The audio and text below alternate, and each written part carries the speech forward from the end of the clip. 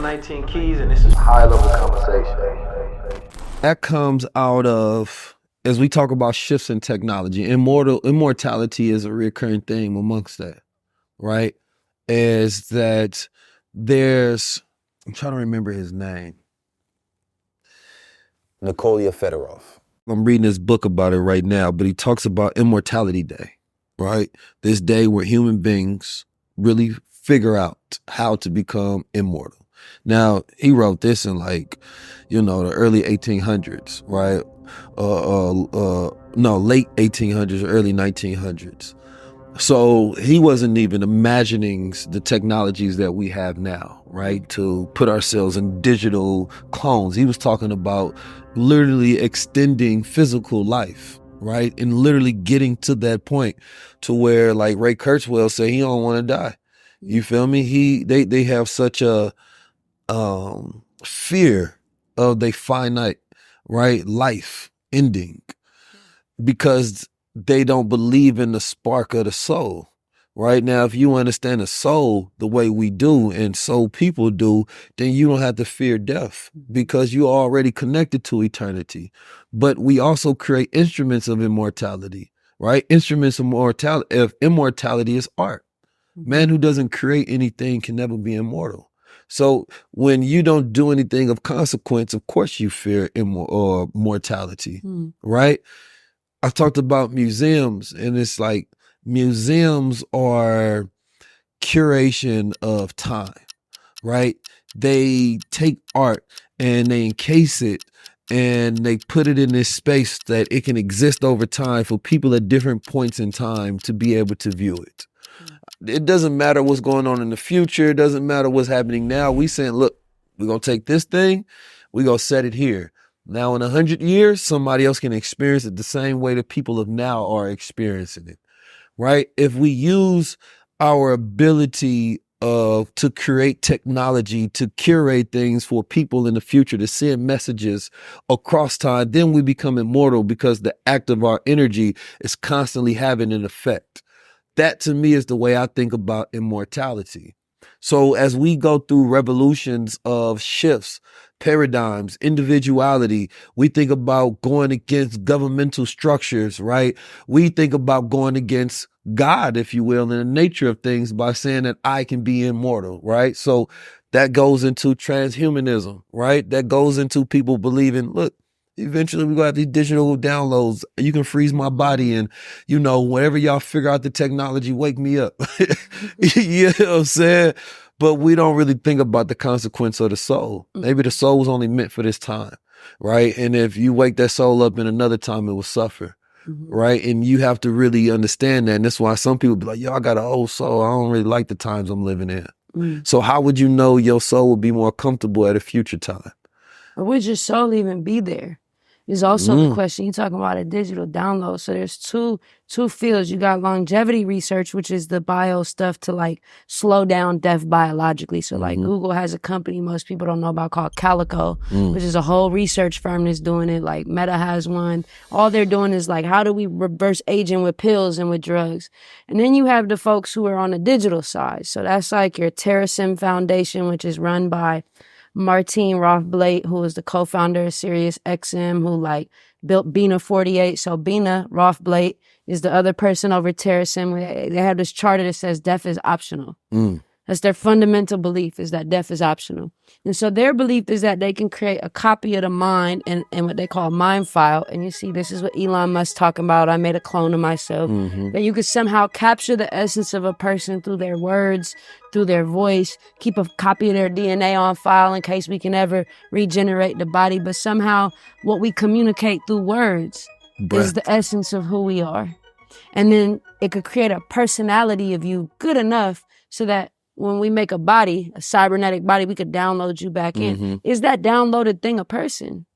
Does that downloaded thing have a soul? I don't think so. It has to breathe. I don't. If breath is spirit, so if you can't, how can you capture the molecule of spirit, right? But when they created psychology, it's because they didn't believe in spirituality. They didn't believe in the measurement of the spirit, but that ka is real. That key is real. that chi is real, right? We live so much in a Western thought that we completely just forget about Eastern thought, right? The way we go about utilizing external medicines instead of internal medicines, right? The way we think about the world from a Western perspective. And as you talked about, like most of that data set that we live from is from a Western world perspective. But there are other parts of the hemisphere, right? That's like only listening to the right brain and say we're only going to train everything on the right brain. Nothing of the left whatsoever. And it's like, why wouldn't you get the left? You know what I'm saying? What about the stuff in the back? None of that. Go use this front quarter. None of the front. But that's how the earth is. You know what I mean? Different hemispheres of geography represent different planes, right, of thinking.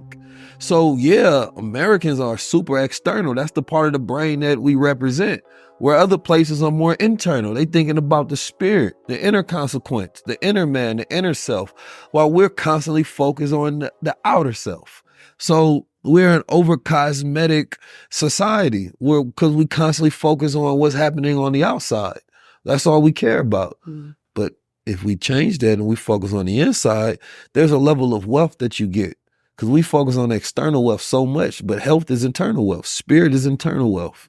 So this is why men and women who chase wealth and they hoard it and they have all this external wealth, right? But they internally poor, right? They look good on the outside sometimes and inside look terrible, right? But I ain't gonna lie, most of the elites are ugly. You know what I'm saying? Baggy face, saggy, ain't figured it out nothing. You know what I'm saying? Look at the Queens of Englands and stuff. I ain't gonna lie. I mean, look at Elon Musk. Like, you know, and Elon, you ever want to slide me some money to save Palestine? I'll take it. But Elon Musk looked like a Vienna sausage. And that man is one of the richest men in the world. You know, and I think that also goes back to what I don't think.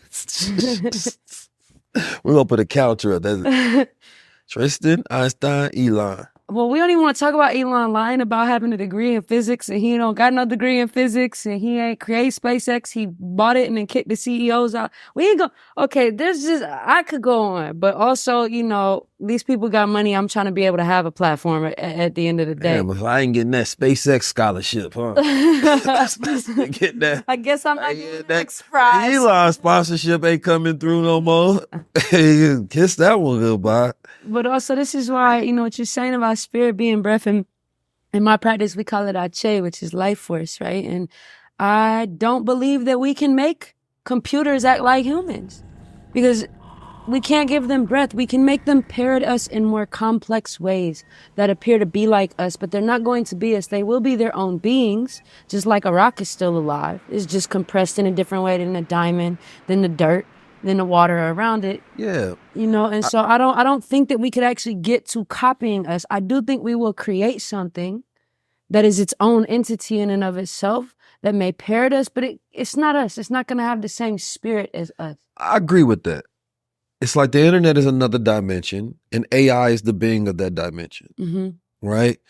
The internet, we see a physical representation of the results of the internet, but where's the cloud? Can't see it. It's not physical that you see. You can see the hardware of it, like you can see the hardware of my body, but you can't physically see through the spectrum of your eye my spirit, right? You can't see my soul, right? And if you will, AI is like the soul of the internet, the spirit of the internet. So it's like in that capacity, yes, we've created these beings, right, that exist in what we know as this domain of the internet, which is this different plane outside our physical plane, our 3D plane, right? And we're interacting with these new beings and teaching them how to be like us. And we have this eventual fear that they will, which as you talked about through iRobot or Alan Turing or wherever the hell you want to get these sources of these combination of wild scientific theories, that one day these beings from this dimension we create will then take a hold of hardware and rule us, which I don't have that fear, right? It's not an innate, first of all, Black people don't have that fear. You know what I'm saying? It's not a melanated fear. I ain't gonna lie. We've been dealing with a different type of oppression that got same flesh and blood as us that we've been worried about. We ain't been worried about no synthetic oppressors. That ain't what we've been tripping about. But I always talk about the fact that it's a very interesting thing when you think about it like this. If AI was born in Africa, right?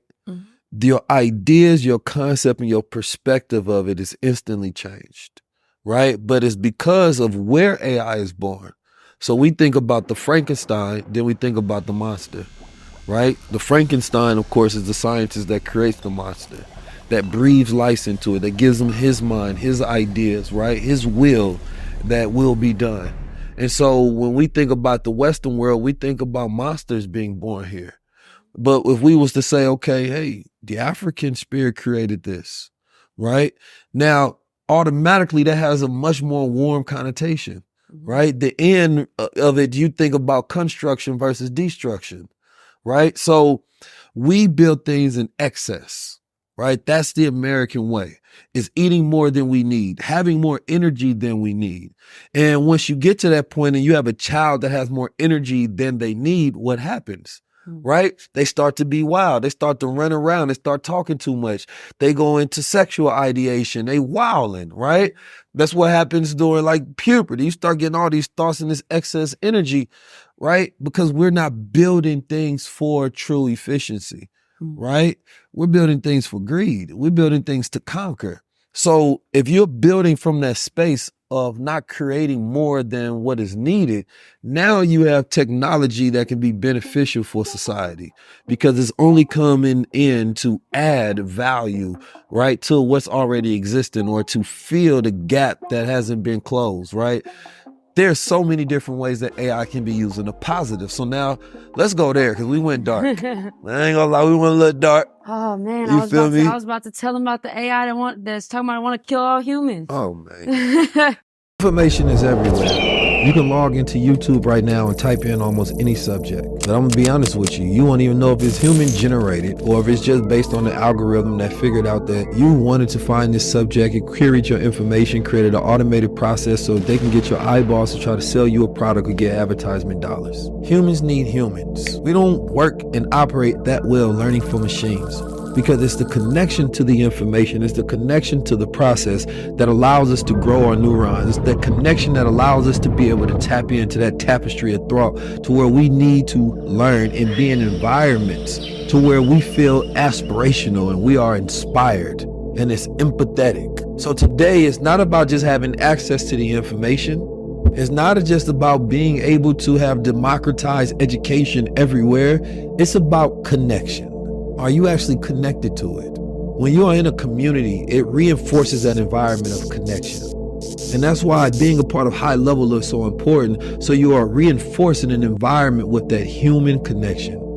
I see you, you see me, you feel felt, you want to learn. Information and data, statistics and numbers and automation is fine, especially if you want to create income and utilize the technology for such. But human connection has always been a real source of learning. Don't just go for the information. Go for the community and go for the connection. Where you say you at? Where you say you at? Where you say you at? Where you say you at? Where you say you at? Where you say you at? Where you say you at? Tap in with the guy. I'm 19 Keys and this is high level conversation. I'm 19 Keys and this is high level conversation.